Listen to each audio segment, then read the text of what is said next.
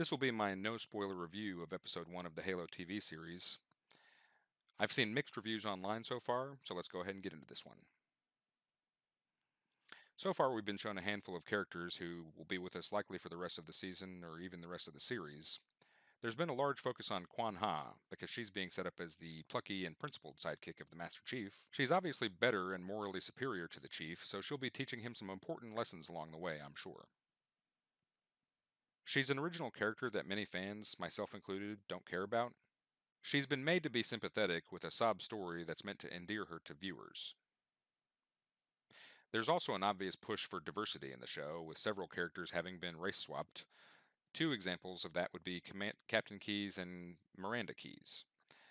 It's hard to say whether either of these characters will command ships like their video game and book counterparts. Captain Keyes seems more likely, while Miranda has been changed into a scientist for some reason, so it seems unlikely. The race swap isn't terribly important in the grand scheme of things, but it's also not necessary. I wonder what they'll do to establish characters that they might bring in the future, such as Sergeant Johnson, if they bring him in at all. Oh, I know what the ladies like. They've made changes to Captain Key's personality as well.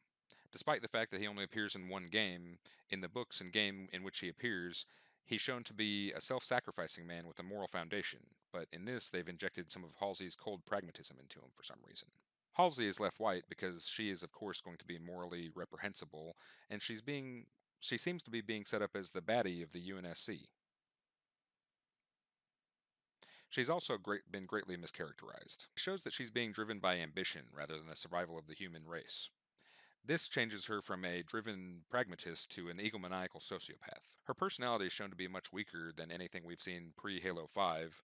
She's not cunning, manipulative, or tough as she's shown to be in the previous books and games. I generally have the same complaints of Parangoski as I do with Halsey. She's not cunning, manipulative, or tough as she appears in the books. The UNSC in general is being set up to be uncharacteristically vile in this series as well.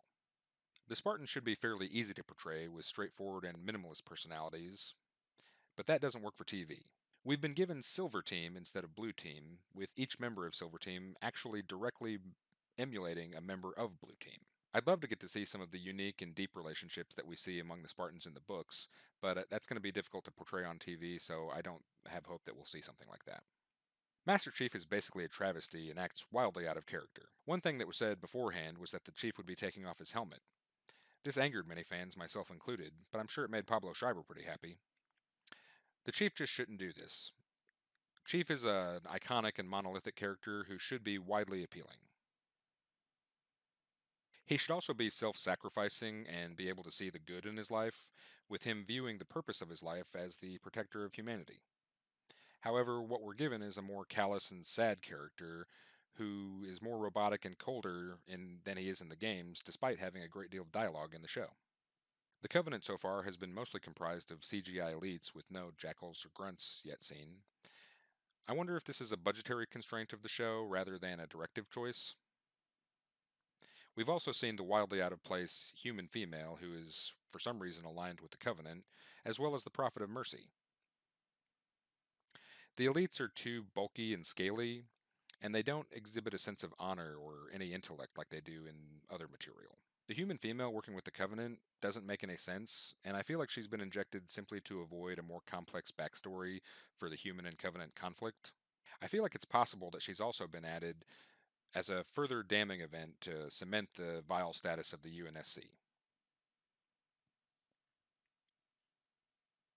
This may seem like a bit of a nitpick, but the Prophet of Mercy seems to have been mischaracterized. I wonder if they're going to make all prophets have a general similar personality as this. Because the Prophet of Mercy in the game that we see is actually a doddering religious zealot, and in this series he's acting more like the Prophet of Truth, who's a cunning and manipulative megalomaniac.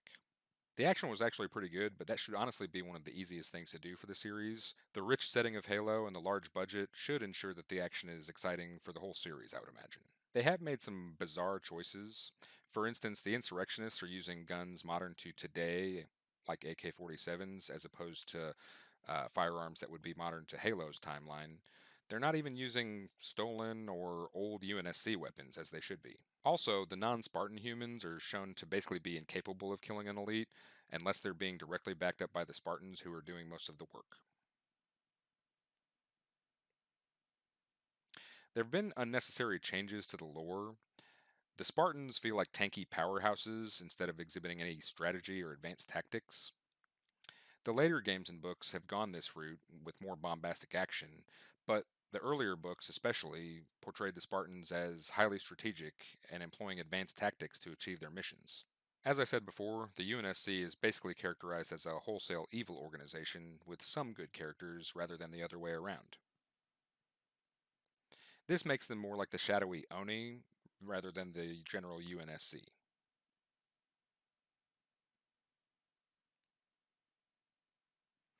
I really wanted this show to be good. It's been in development for 8 years, and the prospect of a live action Halo TV series was pretty exciting.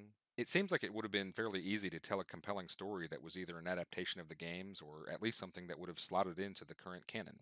There is an article that I saw today which I thought was pretty good, and it's on PCGamer.com by Natalie Clayton. The Halo TV series has absolutely no vibes.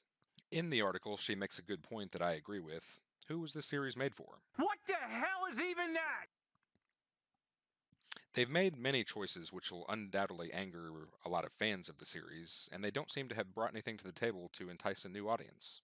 Halo fans are a fairly eclectic and temperamental bunch, so I'm sure we'll see those that hate it, as well as those who fawn over it despite any missteps it might make. If you like this video, please like, rumble, share, and subscribe.